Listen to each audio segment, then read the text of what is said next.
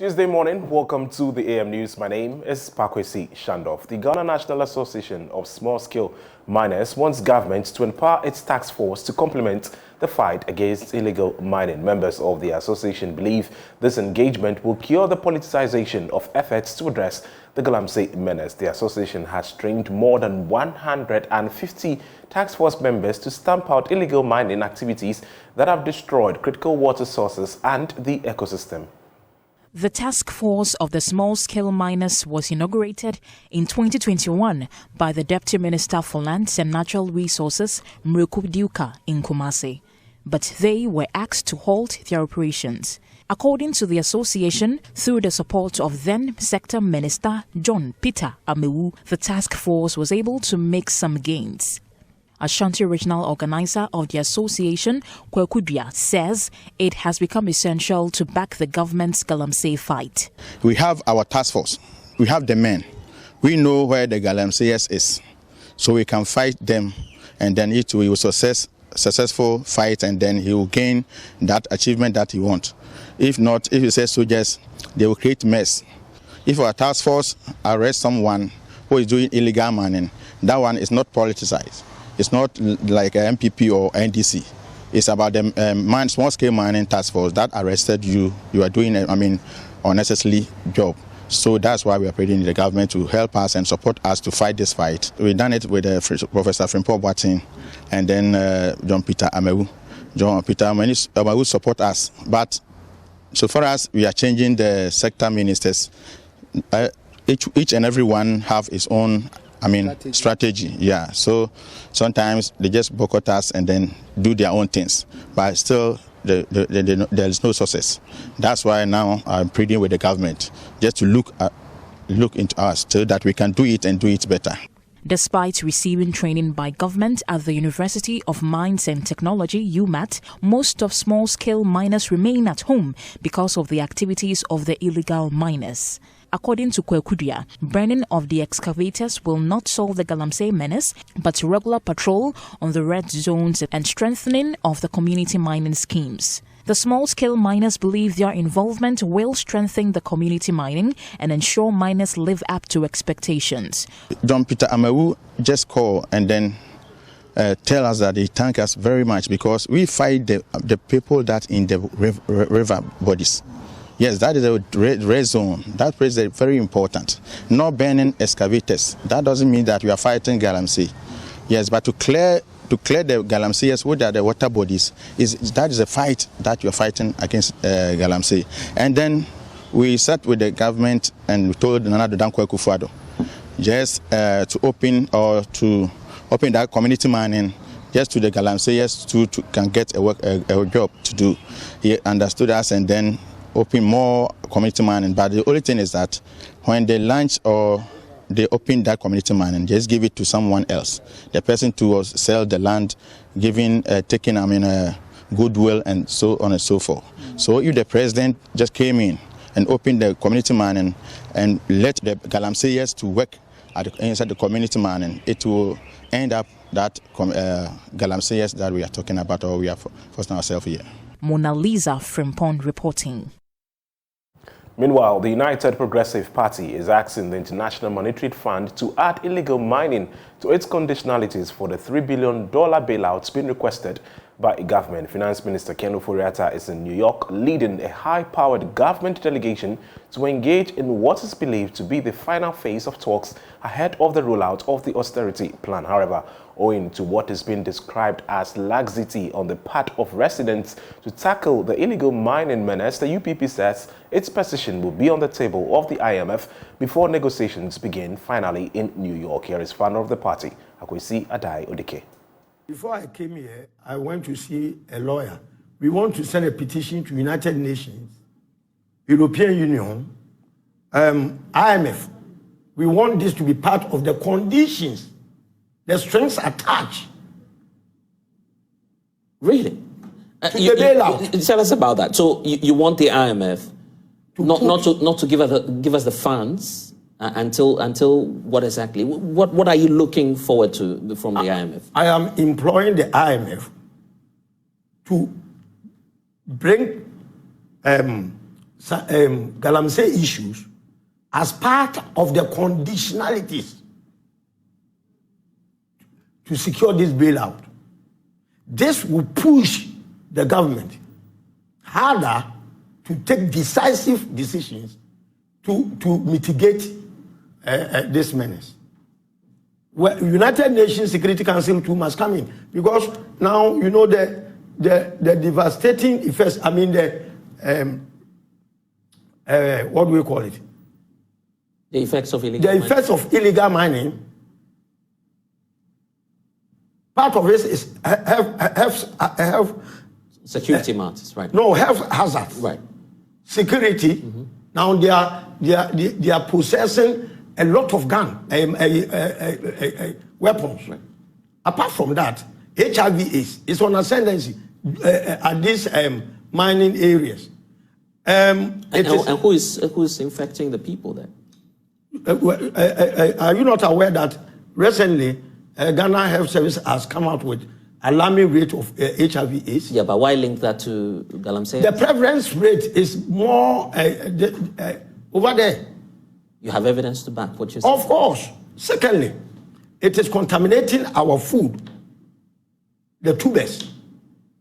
You are sitting in Accra here, unbeknownst to you, you buy a yam which has been contaminated with cyanide, and you have kidney or any other infections.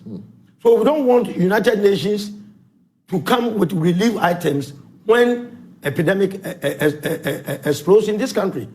So you want them to be proactive. Proactive. But I'm interested in the IMF leg, because when you petition the IMF at such a crucial time, where we understand government is leading that delegation to New York as we speak, to try and assess the funds by first quarter of next year, you're making things a bit tough for the president and his government. We need that austerity money. You agree? The government will meet my petition in New York, IMF office. Also, you're in fact dispatching that immediately? Straight away. Traders are worried about a harsh tax regime and the free fall of the Ghana cedi. They say the situation has now reached frustrating levels and want government to intervene. They blame the situation on the cedi-dollar exchange rate. Dr. Joseph Obin is president of GUTA. It's affecting us very badly. It's so negative on our businesses to the extent that we cannot even do the volumes that we normally do for Christmas, because our capital has already been dwindled, have been so depleted that we cannot do the same volumes. Our businesses are collapsing. So for Christmas, as you mentioned, it will not be the same as the previous Christmas, because the money is simply not there. We are told your colleagues in Kumasi, for instance, have shut down shops. I heard an earlier threat from your members also to do same. What exactly are we doing to get government to listen to your plea and your plight as well? Yeah, so this is a wake-up call. Those what our counterparts in Kumasi have done is a wake-up call.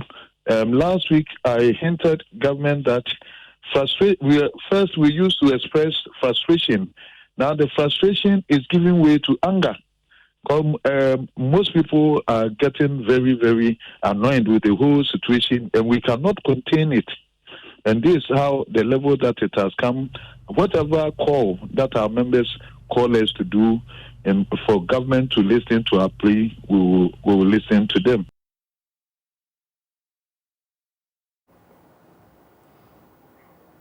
Government has now introduced the rapid bus transit services, popularly known as Ayalolo, in the northern region to shuttle within the Tamale metropolis. According to government, this is to help ease the transport challenges and the costs the residents have to deal with. Martina Bugri has more in the following report. For the first time in many years, residents in the Tamale metropolis will have the opportunity to join the Ayalolo buses in the city, especially routes with transport challenges. For every route the buses ply, commuters would pay 1 or 2 cedis less than the usual fare. At a short ceremony to launch the buses, the Northern Regional Minister Sani Alhassan Shaibu said there was the need to sanitize the city following the invasion of the city by tricycle operators. He said the service will begin with 5 buses, whilst plans are far advanced to add 5 more buses next month. We all know about the situation of commuting in the Tamale metropolis. The tricycles that are popularly called yellow has taken over the city. We need to put some sanity in the system. We can only put some sanity in the system if we have alternatives. And for this reason, we have tried to introduce the bus transit system that is popularly called Ayalolo to help us improve this situation in the Tamale metropolis. Nobody should see the services of these buses as a hindrance for that person's normal business. We are in a competitive era. Improve on your service and you would have the customers. Let us try to improve on whatever we do so that we can get the benefit of whatever we are doing. We want people to become very conversant with the buses, very comfortable to ride in, and safety-wise, I think it is a better alternative. The branch coordinator of the Ayalolo buses in Tamale, Sahanunu Hakim Charlie, said they are putting in measures to ensure they give their optimum best. We want to do our best and the very best to deliver here in Tamale and to serve the needs of the people. The best is our hallmark, and then we are sure Tamale and the whole metropolis, and that's what we are going to do. All what we need is that we need the people to cooperate with us. He highlighted some of the routes the buses would plan. We have the central point at Tamale Central. We have point 7. We have one at Quality First, and one just under the interchange. There's one there. Along the routes, the other ones, I think the names are many now, if I should mention, but they are properly arranged. We use the technical teams to designate all these places. We look at the needs of the people and where they converge from, how they struggle to get a means of transport to where they work, their place of work and other things, and those were the things we considered. Now let's do some NSMQ. St. James Seminary, Drobo Senior High School and Sakafia Senior High School have booked a place at the 1/8 stage of this year's National Science and Maths Quiz at the Kwame Nkrumah University of Science and Technology. Manuel Bright Kweku has been interacting with the contestants.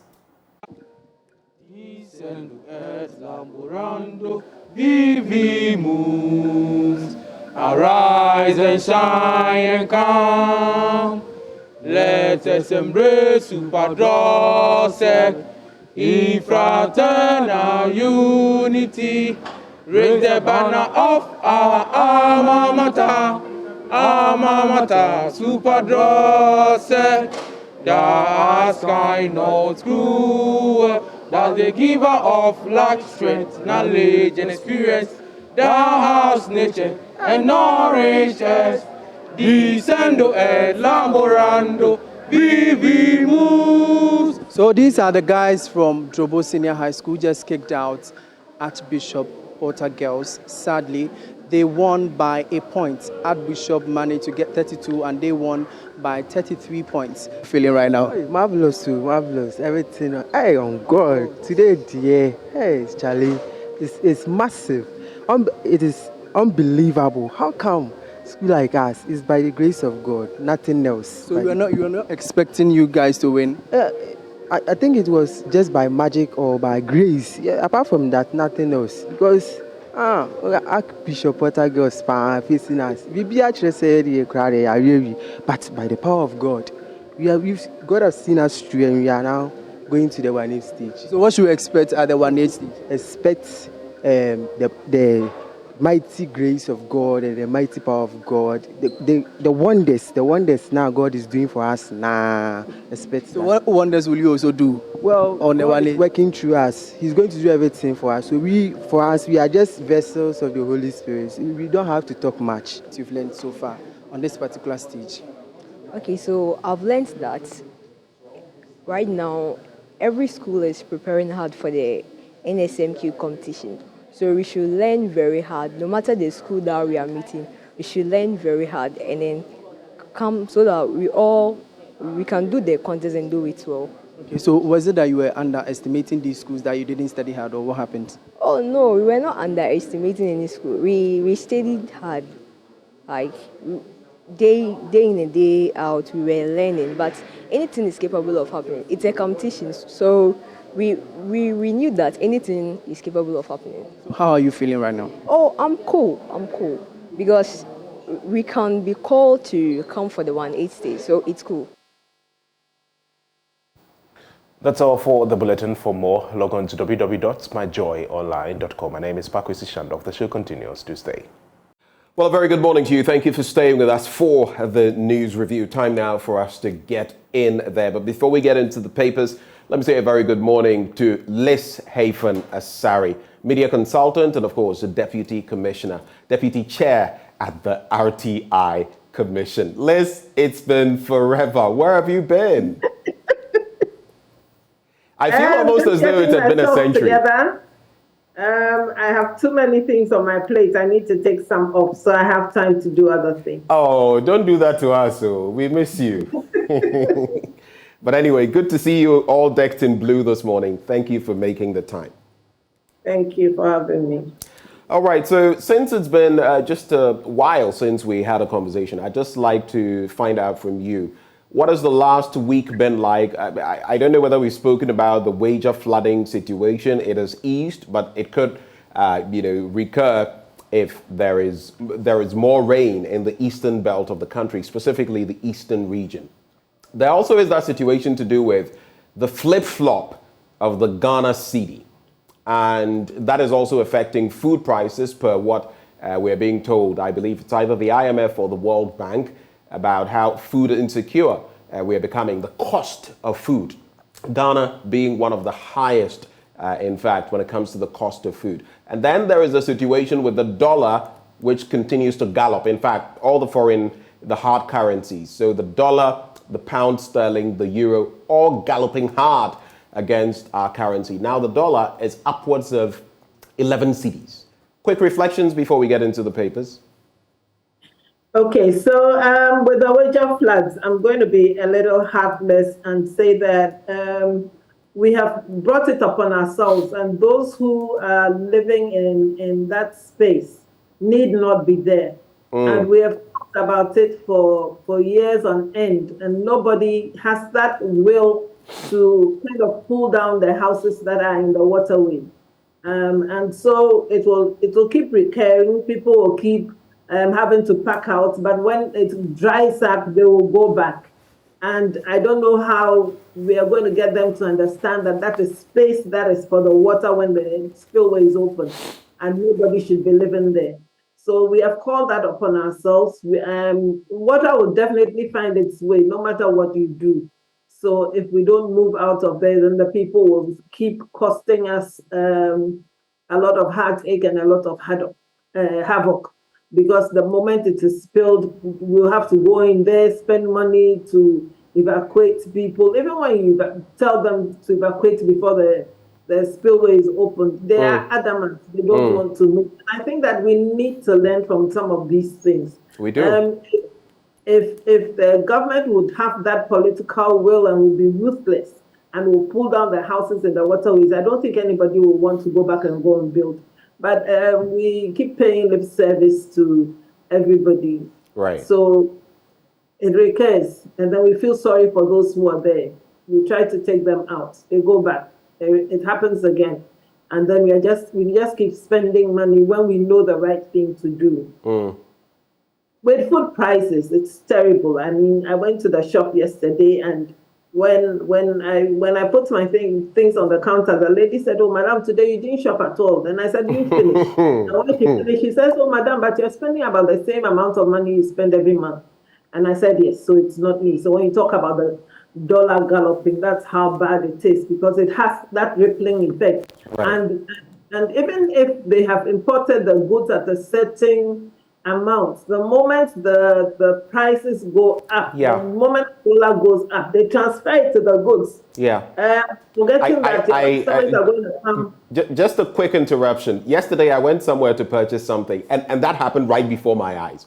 So the lady tells me, oh, on the computer, it is 40 CDs. But on the actual thing, it is 30 CDs. And she says, oh, no, if we don't do it this way, when we're going to buy new stock, we will not be. So she, right before my eyes, takes off the 30 CD label and puts 40 CDs there. And I'm like, wow, that's like a whopping 10 CDs. Yeah. And that's how bad it is. But yesterday I had an awakening. I listened to Professor Angela Oforiatta when she spoke on the Mental Health Day. And she talked about us being able to keep ourselves together and that it is a holistic program. You need to exercise, eat well, enjoy your life, all those kind of things. And I'm saying that when you have to work 24 hours to make sure that you have enough money to put food on your table, what time do you have for the other activities that is supposed to keep you together and ensure that you have good mental health? Yeah. So our system has made it very terrible. And so people are working 2 jobs and 3 jobs because if you have children in school and you have to raise school fees and some of the schools are reopening, and then you have to pay for feeding, you have to give them snack, then you know that it is a terrible thing to be in this country at this time. Yeah. I think for some of us, this would be the best of times. Well, not the best of times, but the best of times for adaptability. Because for me, for example, I've always done about 2, 3, 4 things. I have this main thing that I do, but for example, I do my translation stuff here and there, English, French, Spanish. I do my MC gigs. And if it weren't for some of those little bits, trust me, it would be, because what you were earning 2 years ago, a year ago, that same amount, its value has been eroded by about 55, 60, 70%, depending on what you're getting. So the value you were getting, let's say in 2020, for what you're earning now, has been clearly eroded. So you would see that, like you're saying, you're still coughing up the same amount of money that you would spend a week or a month, and yet you're getting precious little for the same value. And so it is a pretty tricky situation. And this is where, sometimes yesterday, and I'm sure maybe this weekend, my colleague Samuel Kojo-Brace will share with us. We actually... Yes, but you see, you can do 2 or 3 things at the same time. What about those whose job keeps them, No, I get it. I get it. I get it, but I have to squeeze in. It's not as though it were a comfortable situation where if I have to do some of this work, the last time I did translation work was just about a week and a half, 2 ago. I had to spend my night. I didn't sleep. Something has to give. That's the reality. I didn't sleep. Yeah. And that morning, my producer is aware. I had to try catch up very quickly and then, forward the requisite documents. It is what it is. Somehow the ends must meet. And if you have a family, then it comes to neglecting the children at some point because you're so fixated on making sure that you're providing for them and you don't have that time to pay attention to them and the things that they do. Yeah. So it's a very difficult balancing act. Well, let's get into the Daily Graphic newspaper now. Financing, teaching, learning, support local solutions for education. President tells UNESCO. And President Nana Addo Dankwa Akufo-Addo has urged the United Nations Educational, Scientific and Cultural Organization to support member states to develop sustainable homegrown financial solutions for their educational systems. That, he explained, would ensure that education remained a priority on the development agenda of countries and secure the brighter future member states yearn for. President Akufo-Addo, who has been appointed the domestic financing champion of the Global Partnership for Education, made the call when he addressed the 215th meeting of the Executive Board of UNESCO in the French capital, Paris, yesterday. We also know that he is there to be conferred with an honorary doctoral degree. I think the 3rd that would be conferred on him. I saw interesting reactions to that on social media. But before you come in, there's Agrada charged with charlatanic advertisement. That story is on page 20. Would you happen to know Agrada, Liz? No, and I pay her no mind. Oh, but you've heard of her? Yes, I have. Okay, from Sikagari to money doubling now. But an Accra Circuit Court yesterday remanded the founder of the Heavenway Champion International Ministry at Weja in Accra, Patricia Asiedua, aka Nana Grada, for 3 days over an alleged money doubling scam. She was charged with 1 count of charlatanic advertisement and 6 counts of defrauding by false pretenses when she appeared before the court presided over by Samuel Bright Aqua. The accusers, however, pleaded not guilty to the charges. The prosecutor, Assistant Superintendent of Police Maxwell Opon, said the accused, in a quest to deceive members of the public that she could double any amount given to her, advertised the money doubling scheme on Today Television. Mind you, so we're talking TV here. I'm intentionally broaching the subject because of the space in which you operate. So Today Television and some social media platforms. 6 complainants, according to the prosecution, gave amounts ranging from 230 cedis to 760 cedis to Nana Grada under the pretext of having the money doubled. ASP Opong said the police were authenticating over 50 complaints against the accused. So those are the facts of the matter. And for me, it's quite a conundrum. First of all, this person advertising on TV and getting a slot, I don't know. And then there's a whole bit about like the Securities and Exchange Commission and all the other, bodies that should be concerned when people of this nature are putting out such adverts in terms of giving a warning to the public, among other matters. Then there's also the thorny issue, finally, of the police service. And we've been told that there's a particular police station, I've forgotten the name. It's practically every week, every 2 weeks, complaints are lodged along these lines against Nana Grada. We had to wait till people had been fleeced. We're always reactionary rather than proactive. Your quick reactions. I really don't know what to say. But again, it goes to tell us the kind of situation that we are in. I asked whether it was laziness or stupidity that made the people take their money to her. But again, you know that people are in dire need of stuff, and so they're very vulnerable. Anything told them, they take it hook, line, sinker. Again, is it because we are lazy that we think that we can make money overnight? And so somebody promises to double your money and then you take what is in your hand and give it to them. What happened to a bird in hand is worth two in the bush. So you want to ask all those questions, and you want to ask why she's using the TV space. Again, it comes back to us not vetting content of what is going on air. So anybody says anything and puts it on air, and then people buy into it. And so the media, again, is being used for other certain people's ulterior motives instead of being exactly what it's supposed to be for, informing, educating, and educating. And we are not doing much of educating. We're doing a lot of entertainment, and then some half cooked information sometimes finds its way through into the media. So the media needs to sit up. We need to be able to get our acts together and make sure that we are protecting not only the media, but we are protecting the populace as well. As for the police and complaints, sometimes they are so overwhelmed with the number of complaints, or sometimes they just don't care.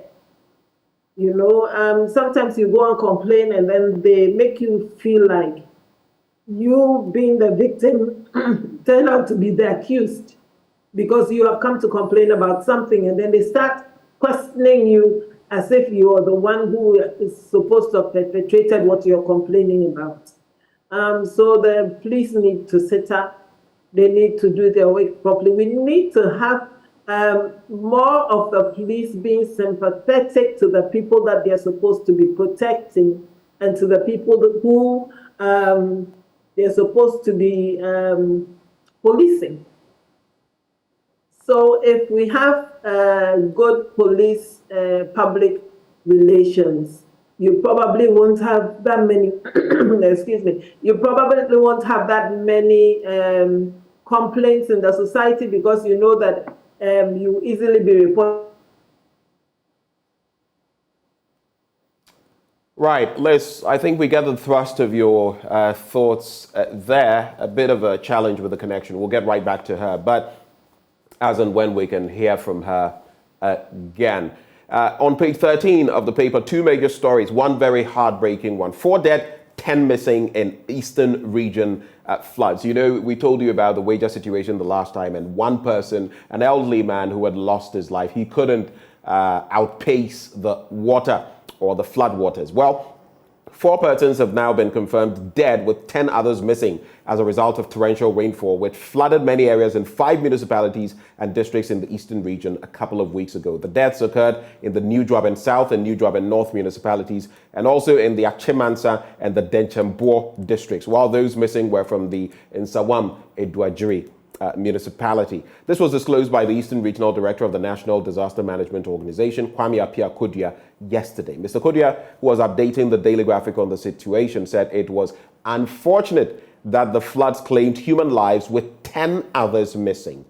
He indicated that NADMO was trying its best to locate the missing people. Mr. Kodia also said his outfit was still assessing the situation, noting that so far 17 municipalities and districts in the region had been identified as having been affected by the floods. Really sad situation there. And for those whose relatives lost their lives, I mean, the relatives of these people, we condole with you. Our sincere, heartfelt condolences. This is a hard one to take. It rains. There is a little situation, and death ensues. Really sad. And we pray that the missing people will be found as well. But beyond the prayers, let's act. Let's do what must be done to ensure that maybe, we can get them back safe and sound. There's also on that same page, Special Prosecutor investigates Akonta Mining, Charles Bissiou, among others. That's a crucial area we're looking at this morning. And Akonta Mining Limited and a former secretary to the Interministerial Committee on Illegal Mining, Charles Cromwell Nanabinyin Bissiou, have been cited for investigations by the Office of the Special Prosecutor in suspected corruption and corruption-related offenses connected to illegal mining, aka Galamsey. Also being investigated by the OSP are some officials of the Lands Commission, the Forestry Commission, the Ministry of Lands and Natural Resources, some mining entities, individuals, and political party officials. However, their names were not disclosed immediately. Persons of interest to the OSP's investigations include Mr. Bissiou, who is also a former presidential staffer. A statement signed by the Special Prosecutor, Kisia Jabing, and issued in Accra yesterday, said Mr. Bissiou was already being investigated on allegations that he used his office for private gain. The investigation, quote, includes the active and ongoing inquiry into allegations of use of public office for profit against Charles Bissiou during his tenure as secretary to the IMCIM. As I have said countless times, that money was not so this is Bissiou reacting here to a recent release by Tiger Eye, and he reacted that, he was not culpable, that he had nothing to hide. But now the special prosecutor has taken it up. And in that reaction, Charles Bissiou says, as I have said countless times, that money was not a bribe, and I did not make any demands whatsoever from any operative or beneficiary of illegal mining while I served on the IMCIM, he said in a recent statement. You would recall, though, that in July 2019, the Criminal Investigations Department of the Ghana Police Service, and it was interesting how they swooped in. They exonerated Mr. Bissiou from any wrongdoing or allegation of corruption, which took a lot of people in the media and civil society by surprise, based on what we had seen. The CID concluded that the documentary which aired was not a true reflection of what transpired between Bissiou and one Yao Ben of ORR Resource Enterprise. Later on, there would also be talk by Mr. Bissiou and others of the fact that someone had been dismissed or so within the organization, and this person, there was some bad blood, and this person had singled him out for that, targeting him for that. Anyway, let's get into some other stories in the middle spread of the paper. Do we have Liz Hayfanasari back? All right, so we'll try to get Liz back. Liz was talking about World Mental Health Day. There's a quick story on that here. It has been commemorated in Accra with a call on the government to give priority to the mental health of the people. I think this call couldn't be any louder, especially in these times where people are going through all kinds of turmoil. Look, it appears COVID-19 is on the loose, on the prowl again. We're talking about it this morning.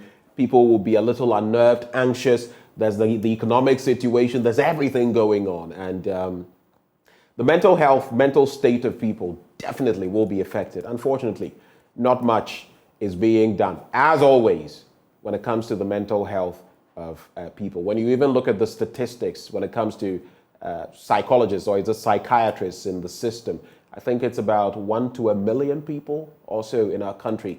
When I think in highly developed economies, it's 1 to about 10,000.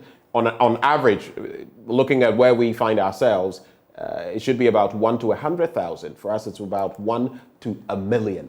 And obviously, it means, look, we are in severe straits when it comes to this. But the day was commemorated on October 10, and it is to raise awareness of mental health and the need for stakeholders to support the sector. There's also this heartbreaking one. 7,699 children tested positive for HIV in 2020. 7,699. That's basically 7,700 children testing positive for HIV in 2020. And that is the latest data that we have. And the new infections in children of the same age group in 2021 were 443. That's stark. Maybe finally, before I go back to Liz, who has joined us again, financing climate crisis main agenda at COP27. COP27 is happening in Egypt, specifically Sharm el-Sheikh, in November between the 6th and the 18th. With less than a month to the UN Climate Change Conference, COP27, watchers of the climate crisis space say the issue of climate financing will be on the front burner, especially for developing countries, when the world converges on Sharm el-Sheikh in Egypt from November 6 to 18 this year for the event. According to them, that was necessary to avert, minimize, and address loss and damage associated with climate crisis. Liz, so what you missed? We're talking Galamsey, whether the special prosecutor is investigating organizations, people in political parties, among others, who have some tainting, so to speak, when it comes to Galamsey. Then there is 7,699 children who have tested positive for HIV in 2020, and again, new infections in children of the same age group in 2021 being 443. Quick reactions?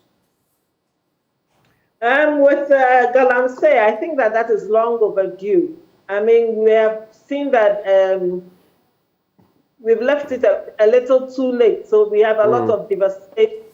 But I think the state agencies that be are the ones who need to work on it. So if the state prosecutor has started, I think that it is a step in the right direction. And he shouldn't leave anybody out. Everybody who has been fingered must be investigated, and those who have to be brought to book should be brought to book. The HIV/AIDS, it would have been interesting to see what the breakdown is. How did they come by contacting HIV? Are all of them through birth, or there's some that resulted through medical means? Did they have to go to the hospital? So let me give you some answers.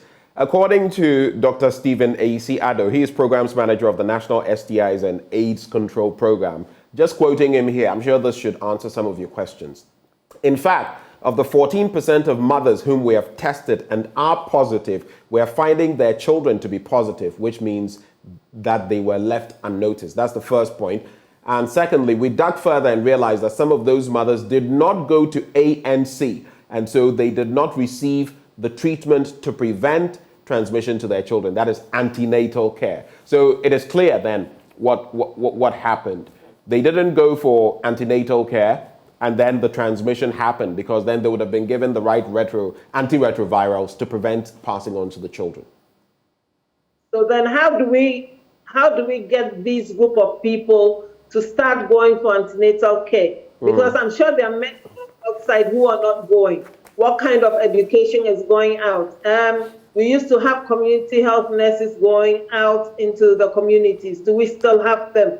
Are they still educating mothers on how to protect their children from getting HIV when they're pregnant?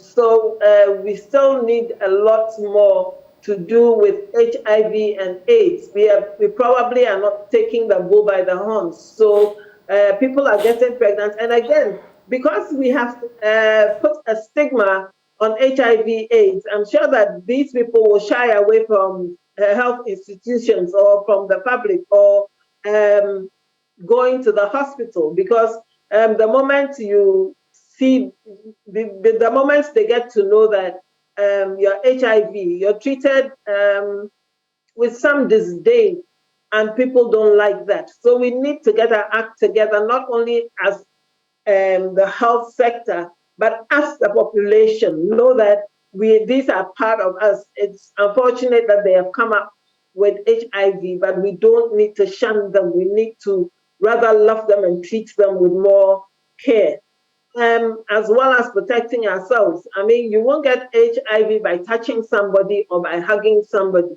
So we need to know how to make them feel comforted and make them feel comfortable, and maybe then we'll have less people having the mother-to-child transmission when it comes to HIV and AIDS.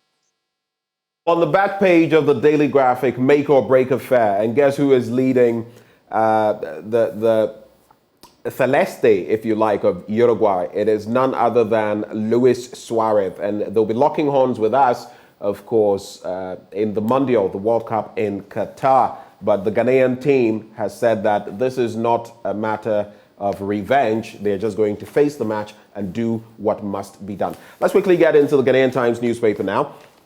Other stories we've already looked at. Let education be our priority, according to President Akufo-Addo. And there's also government encouraged with progress on IMF negotiations. Story on page 28. There's also the bit about the OSP probing Galamsey. But let's get into that story on page 28. The government says it is encouraged with the progress so far made in its negotiations with the IMF for a loan support for its homegrown economic program. The loan facility is to help Ghana navigate through the current economic hardship and improve its fiscal balances sustainably. Mr. Ken Ofori-Atta, the finance minister, said the government remained committed to working tirelessly to create a stable and resilient macroeconomic environment. I'll just ask you a pointed question, Liz.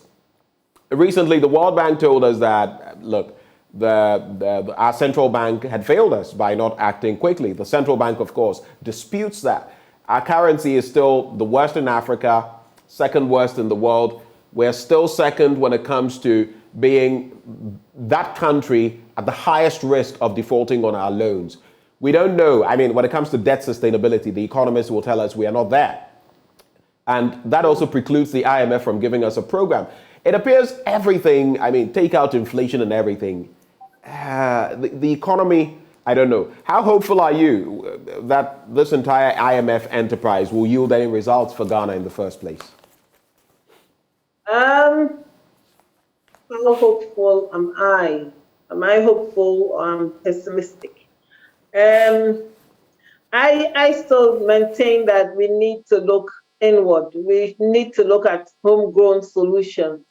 The IMF, the World Bank have still been financing some of the projects that we have engaged in.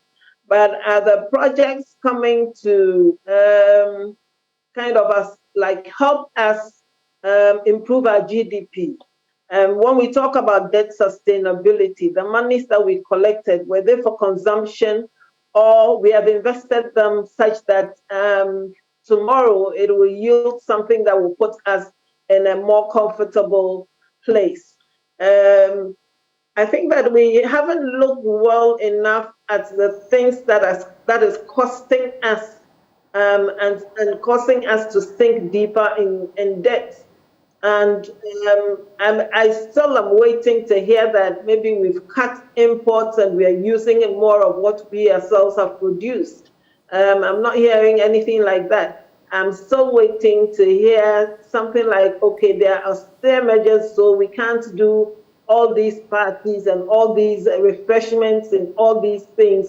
Would rather save the money to use for more important things. I'm not hearing any of that. I'm still seeing long convoys of vehicles when it's either the vice president or the president. And right now, even some of the regional ministers, when they're going out, you see them with all kinds of convoys, and you're asking yourself, how are we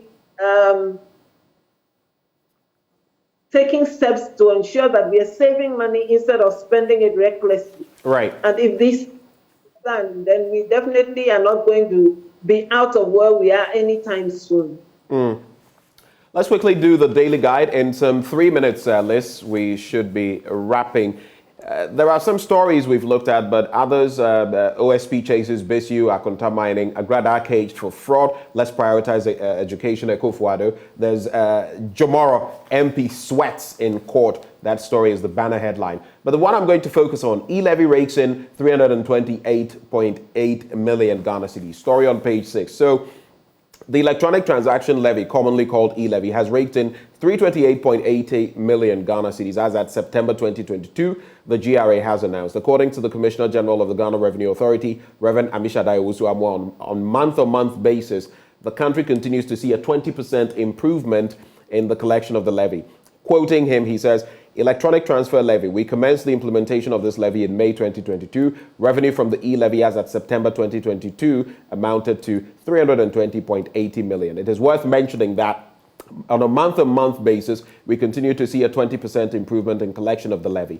It is therefore our expectation that this will continue and improve domestic revenue generation to support government's expenditure. He also disclosed that the GRA had acquired a USSD code that would allow every Ghanaian to check on their tax compliance status. I still retain my position on the e-levy, though time and again I have to, enact transactions that will ensure that I get taxed. But I see a lot of people averting that in different ways. And I do not know whether our government still is listening to the people with everything we have to face on the back of this e-levy thing.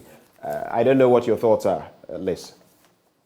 If they talk about month-to-month improvement, what was the projection in the beginning?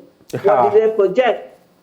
4 months down the line, you're kind of like patting yourself on the back that it will get better. When you put it out in the first place, you expected that everybody would embrace it. And like you're saying, people are always finding ways of working around it so they don't end up paying the levy. Nobody likes taxes, but if the tax is one that is pretty troublesome and people do not see the need for paying tax on that amount of money. And I keep saying that it can be one sum of money that is taxed several times. And why are you doing that? Does it really make sense? So if I send you money and they charge me e-levy, when you send money to somebody, they charge you e-levy. And it's the same money. It's nothing new. So I'm adverse to it. I'm caught like you sometimes because you need to send somebody money in a hurry. The person is in a dire situation, so you end up using it. But then again, I think that, like you said, the government is not listening. If it was listening, we probably would be way ahead. But it's not listening, so it's decided that that's what it wants to do, and that's what it's doing. So if it's improving month on month, maybe, but in what areas? I don't think it is countrywide. I don't think it has been embraced by everybody. So I think that they should not be too quick to be too happy that they're seeing an improvement on it. Well, we do know that the data that came in after the first few months pointed to the fact that we're raking in actually less than 10%, something around 7% of what was expected. So that gives you a fair idea, from 6-point-something billion projected to 4.9, and then to some hundreds of millions, around 500, 600 million instead of what we had projected. So we still have a long way to go, even if we continue on that trajectory. Just to wrap the conversation, the final newspaper, 3 police personnel cited for contempt in cantonment land litigation case. Savannah region has developed more under the NPP. That's according to Dr. Bawumia. There is also Economy Times. Cost of credit to go up as Bank of Ghana hikes policy rate. It means if you go to the bank for a loan, you know what to expect. Ghana's trade surplus hits 1.7 billion American dollars. And finally, graphic business. Let's share burden. Oforiatta, that's the finance minister, hints of austerity in race to stabilize economy. When you hear of austerity, then you know that it is coming. Quick thoughts on this, and it's a wrap, please. The Savannah region, I think that a lot more should go into the Savannah region. It is a region that has prospects for helping with food security, but they lack the kind of infrastructure that they really need. And so we should pay a lot more attention. And I think that it should not be lip service. We are always paying lip service. And so if we pay attention and go that region, it would help us, especially when it comes to cereals and grains. When we talk about austerity, I chuckled because I'm thinking that all of us should get involved, but who were those who were enjoying when or who were those who were overspending? Who were those who were living it up instead of being prudent and being down to earth? But again, it affects us as a country, so everybody has to put in some amount of hard work and concern. But if anything should happen, it should happen from the top. If they start cutting their coats according to their cloth, everybody will fall in line. If they don't do that, then people look at them and say, well, you want us to cut our coats according to our cloth, but you are not. Oh, no. Oh, no. Oh, no. I wanted her to make that final point. But at least one thing that will stay with me, even as Liz takes leave of us, cut your coat according to your cloth. I hear a lot of butchering of that expression. Cut your coat according to your size and everything. You hear politicians, academics, everybody say it. So that's the right thing she said. You cut your coat according to the cloth that you have. At least if you didn't know, now you know. Right before we get into sports, happy birthday to Akosia Efriye of Kaswa Iron City. It's from Gideon Boachi, a.k.a. Libya. Been to Libya before? Anyway, happy birthday to you, Akosia Efriye. And from the rest of us here, we wish you the very best in life. On that note, we get into sports. Lots of action coming your way. Do stay.